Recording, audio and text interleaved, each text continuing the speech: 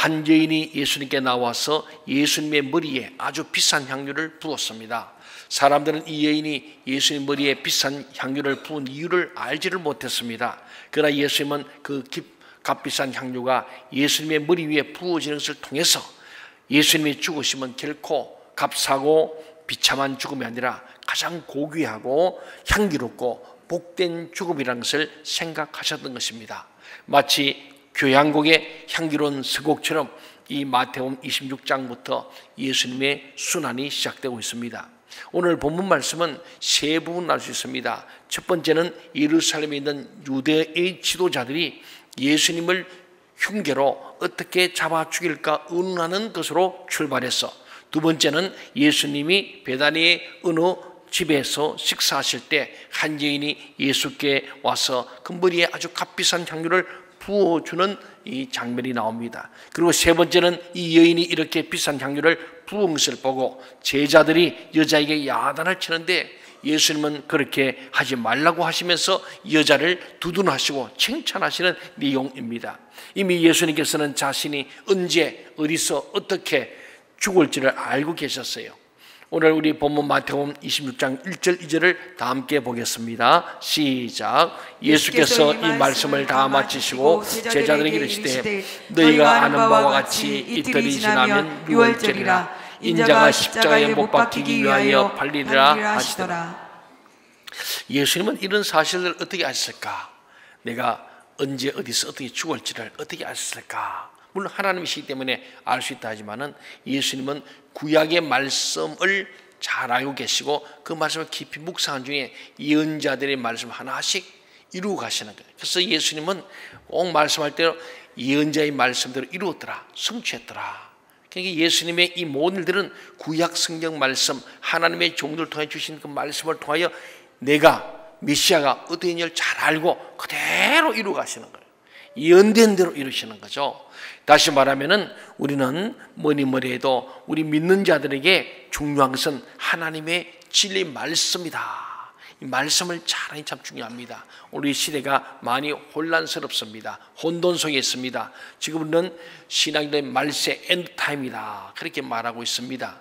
참으로 정치계, 사회, 문화 어디로 갈지 모르는 불안한 시대, 혼돈의 시대, 미래에 대한 불확실성 때문에 어렵습니다.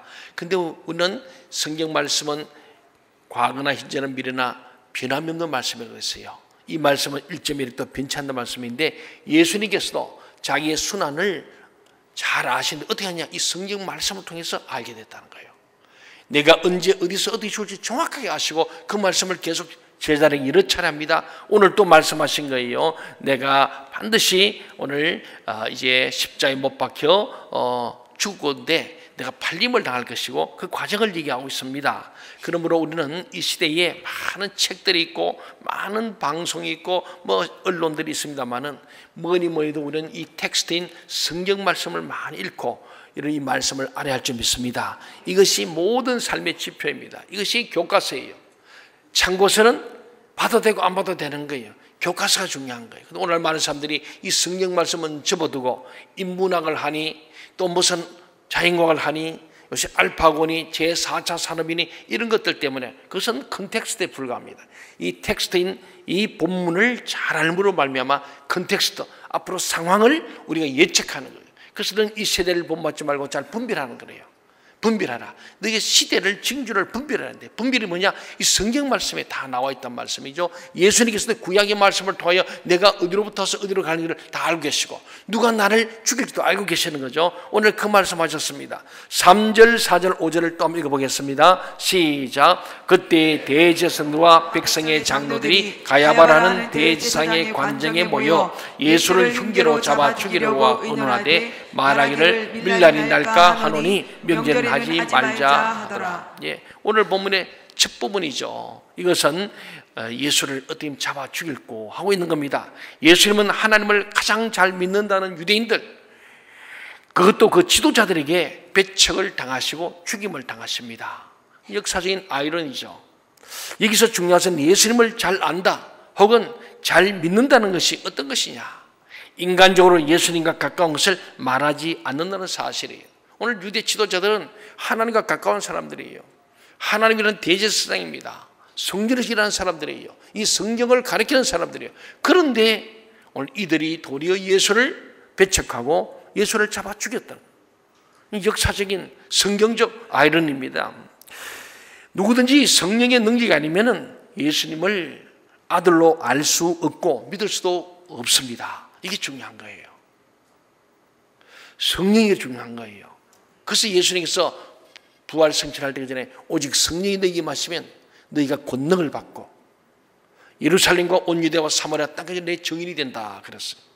오늘 증인의 삶을 사는 우리가 성령 없이는 안 돼요. 아무리 신학을 만 신학 박사랄지라도 신학 교수라도 성령이 없으면 능력이 없어요. 이게 중요한 얘기죠. 성령이 아니고는 예수를 그리스도 할 수 없다 그랬습니다.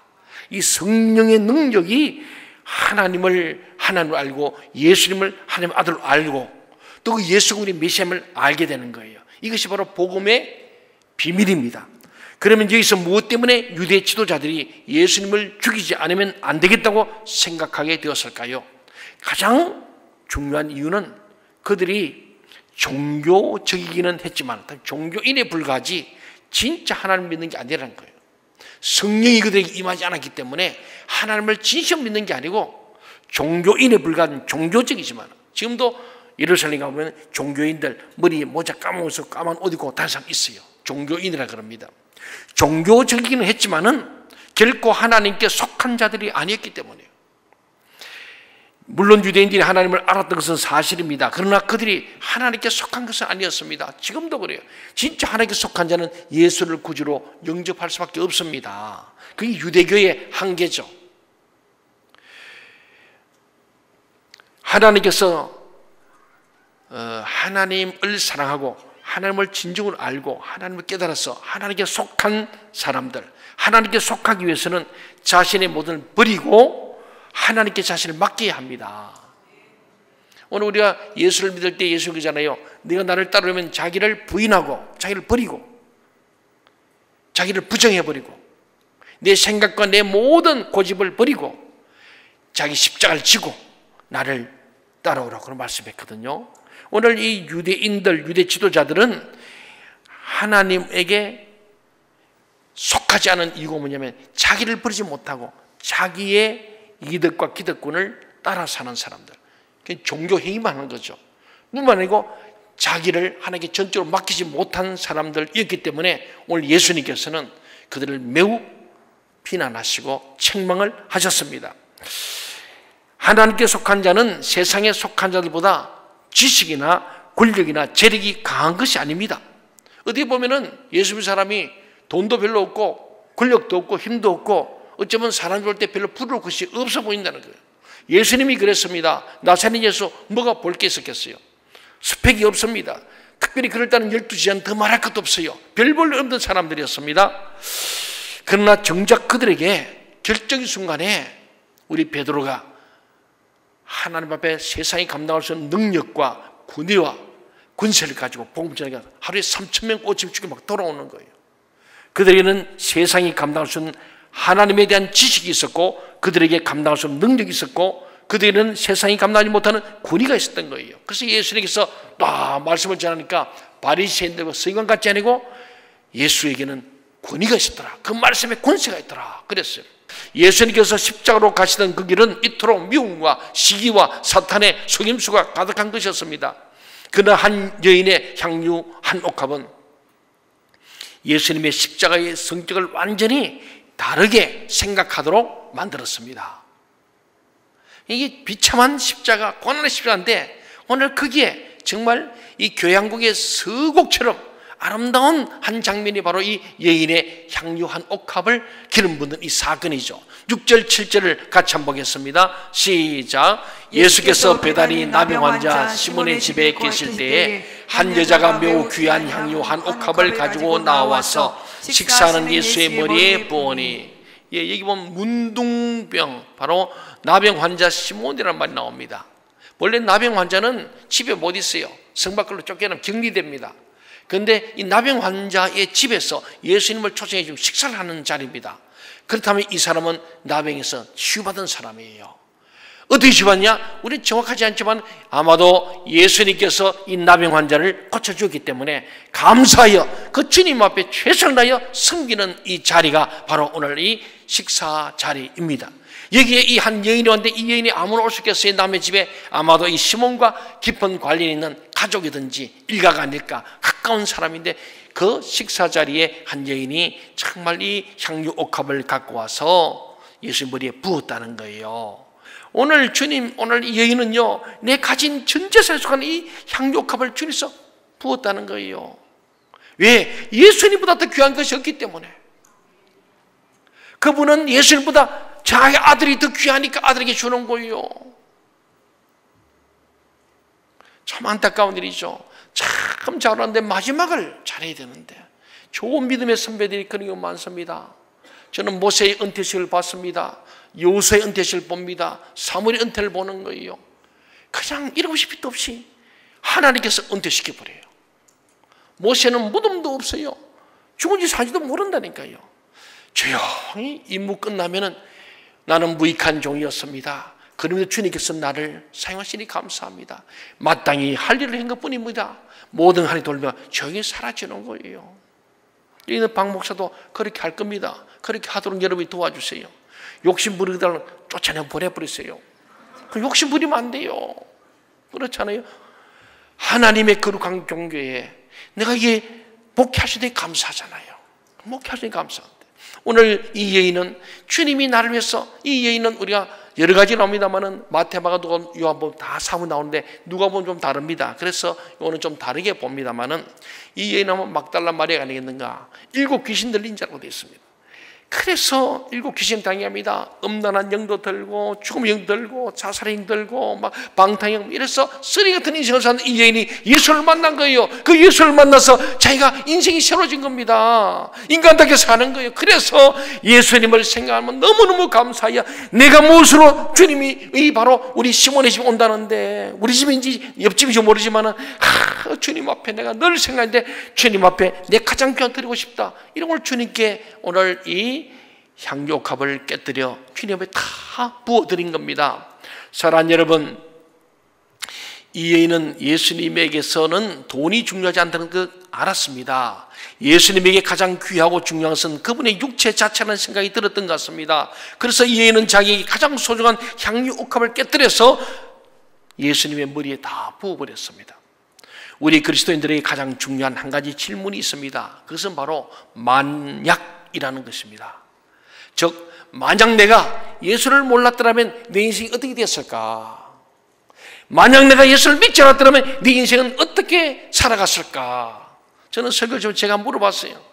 만약에 내가 우리 어머님이 예수 믿고 모태로부터 나를 신앙으로 이끌어서 하나님 믿게 하셨더라면 내가 어떻게 됐을까?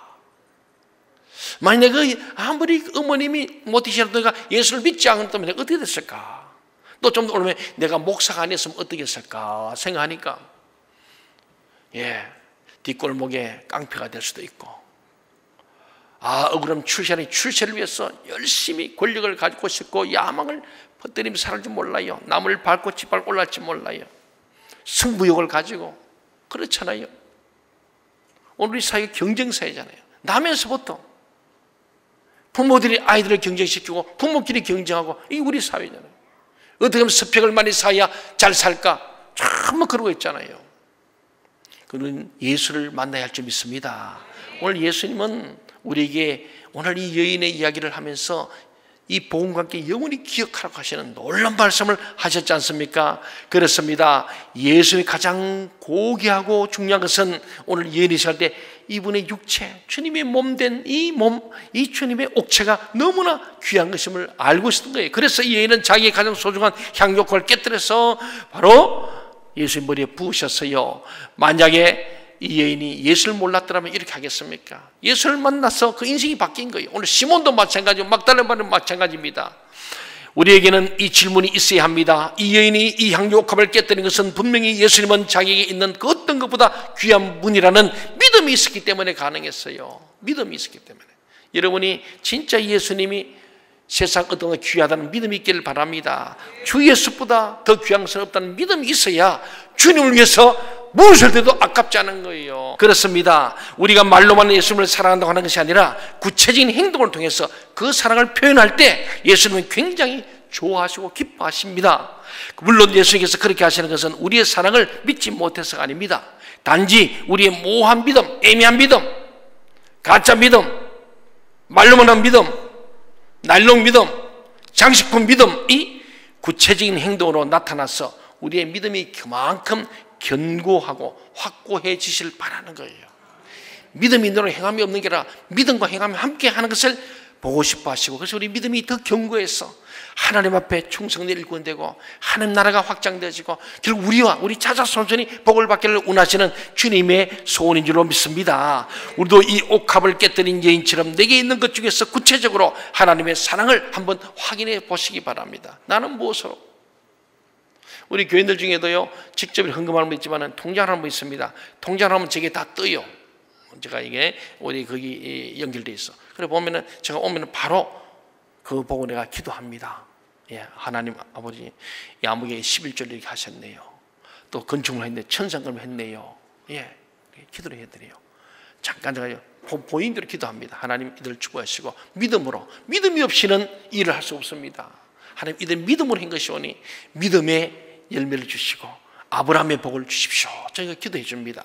사랑하는 여러분, 오늘 우리도 정말 내가 이 옥합을 깨뜨린 여인처럼 내게 있는 것 중에서 주님을 사랑한다는 표현을 한번 해볼 수 있기를 바랍니다. 우리도 이런 것들을 아낌없이 깰 수 있을 때 하나님의 사랑이 확인되는 것입니다. 8절 9절을 다 함께 읽어보겠습니다. 시작. 제자들이 보고 분개하여 이르되 무슨 의로 이것을 허비하느냐, 이것을 비싼 값에 팔아 가난한 자들에게 줄 수 있었겠도다 하거늘.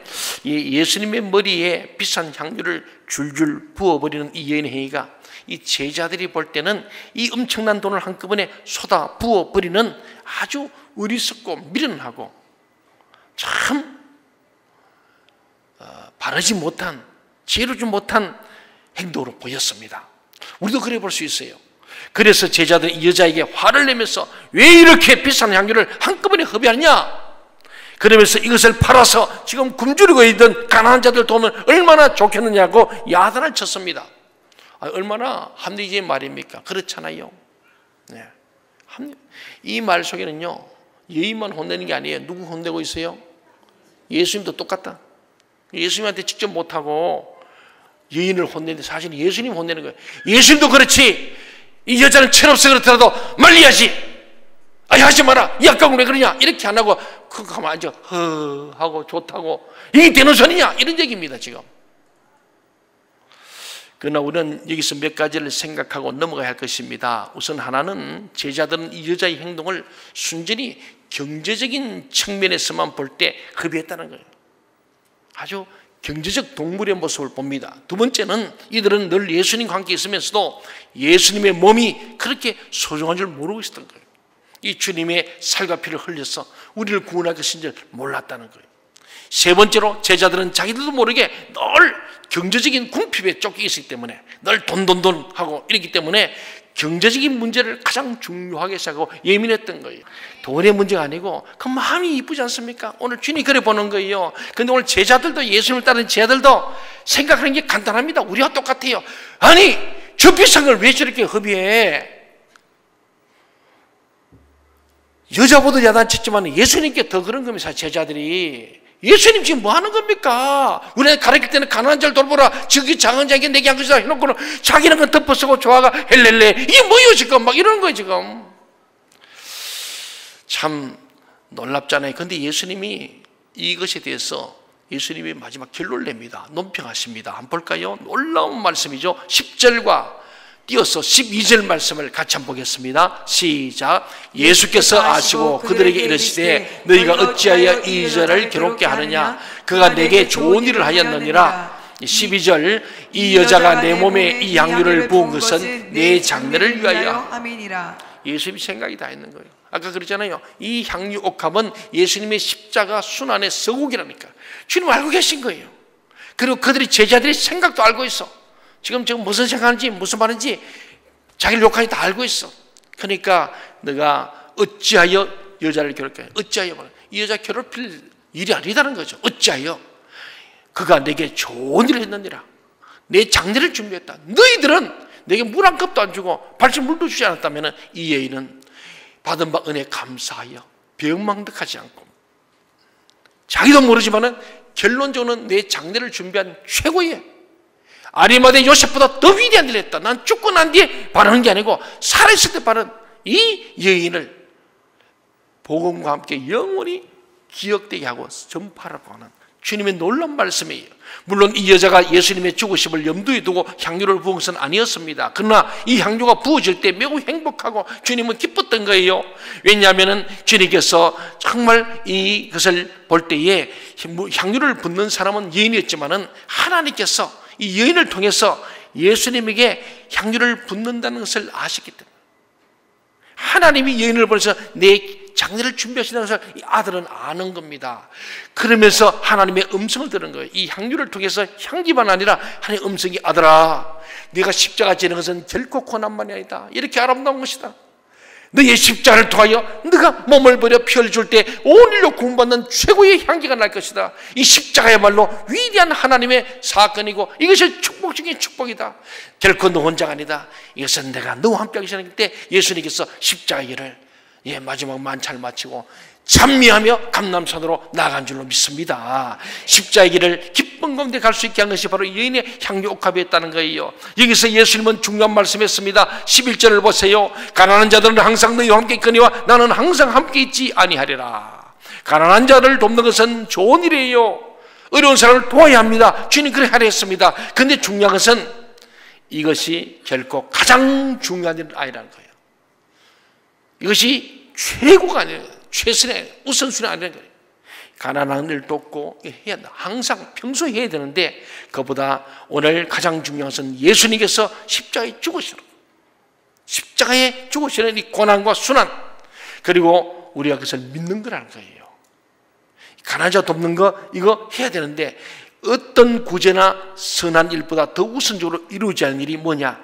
주님이 십자가 사건, 우리 죄의 문제를 해결하는 십자가 사건, 주님이 죽으시는 이 십자가 사건이 가장 최우선이고, 이것을 통하여 죄 사함받고 구원받는 구원이 제일 중요하다. 영혼 구원이 제일 우선인 거예요. 우리가 만일에 영혼을 구원하기 위해서라면 좀 가난한 구제도 접어둬야 되고, 우리가 건축도 접어둬야 되고, 다 뒤로 버리고 영혼 구원이 최우선이에요. 한 영혼을 살리기 위해서 거기에 최우선 순위를 두라는 거예요. 그 순에 전도와 선교가 최우선에 있는 겁니다. 그 다음에 교제가 있고요. 그 다음에 우리가 무슨 시설이 있고요. 그런 거예요. 오늘 주님 말씀은 가난한 자를 돕는 거 필요하다. 그러나 가장 중요한 것은 구원과 관계되는 것이다. 예수가 하나님의 아들이심을 믿고 구원을 받는 것은 다른 어떤 일이나 구제보다 중요한 거예요. 마지막 13절을 다 함께 읽어봅시다. 13절 시작. 내가 진실로 너희에게 이르노니 온 천하에 어디서든지 이 복음이 전파되는 곳에서는 이 여자가 행한 일도 말하여 그를 기억하리라 하시니라. 오늘 결론적으로 보세요. 오늘 이 본문에 세 부류가 나와요. 하나는 예수님을 시기하고 미워하고 죽이려고 했던 누구죠? 유대 지도자들. 두 번째는 예수님께 아주 비싼 향유를 부은 누구? 여인입니다. 세 번째는 이 여인의 행동을 보고 비난하고 부정했던, 돈을 많이 허비하는 것으로 보았던 제자들. 세 부류죠. 여러분 어디에 속하는지 한번 생각해 보세요. 예수를 위해서 사랑을 한 일에는 허비한다는 것이 없습니다.